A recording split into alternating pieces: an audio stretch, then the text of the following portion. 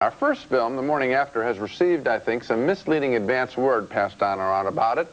It's sort of been billed, at least it was to me, as Jane Fonda playing an alcoholic in sort of her version of the classic film The Lost Weekend, when actually the movie that The Morning After is closest to in spirit is The Jagged Edge, a big thriller.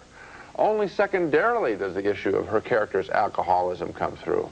And judged as a thriller, I found The Morning After to be pretty bad. The thrills are totally predictable. For example, this early scene is Fonda waking up, as Roger said, from a drunken night. She's found a man's body next to her. He's dead.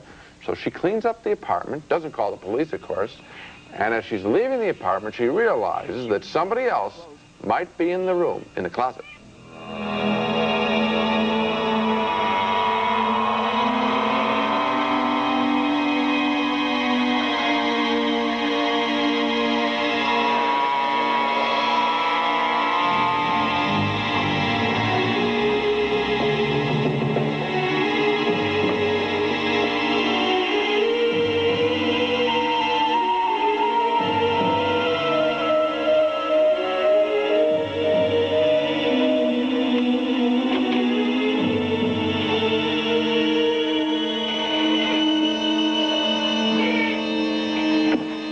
Now that scene continues. She backs out the door, and guess what? Yes, the moment we think she's safe from the guy in the closet, whoever's in the closet, yes, just at that moment she thinks she's safe, yes, somebody grabs her. Surprise, surprise, surprise.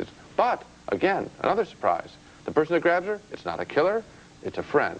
Well, I've seen that repetitive sequence of safety, fear, safety, fear. I've seen that scene so many times in so many low-rent movies like the Friday the 13th series that I was really surprised to see it in a supposed quality film like this. This film also has a romantic angle with Jeff Bridges playing a burnt-out cop who decides to help Fonda solve the mystery of the dead man's body. He also takes a liking to her, of course. No surprises this time either. How'd you get disabled? Well, it was an incident. Really let it all hang out, don't you? Okay, I got stabbed by a little hooker, 14 years of age. Anyway, she must have cut some nerves up here. I can't draw my weapon right anymore. Feels awkward. Maybe you just got tired of being a cop. Oh, you kidding? That was the best job I ever had. I've said this for years, that Jeff Bridges has one of the best track records of being in quality movies. He's a terrific actor, but I think he's made a mistake this time because The Morning After is nowhere near the level of Bridges' last thriller, Jagged Edge. No surprises this time, just lots of plot holes in The Morning After. And as for Jane Fonda's character as an alcoholic, well, she may do a very good job, but I think it's thrown away in a bad movie.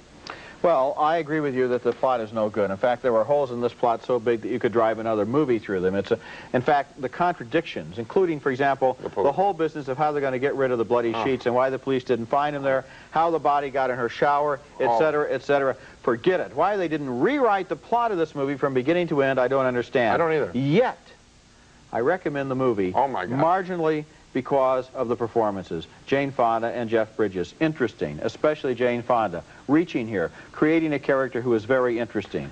Also, lots of minor supporting performances, very interesting. This is a case where the people came to work and they did their best and they did good enough for me to recommend the movie, even though the screenwriter let them totally down. Well, Roger, I think if we have to rank things that are important in movies, I would say that in a thriller, the script is by far the most important thing, and it's a washout. But don't you think, Gene, it's quite valid in order to talk about, for example, last week you were saying you liked all of Eddie Murphy's stuff in America and none of his stuff in Asia. And I voted thumbs down on the film. I like the performance here, even when I don't like what's being done in the screenplay. Isn't that just as valid? It's valid what you think. I just think your vote's off. That's okay.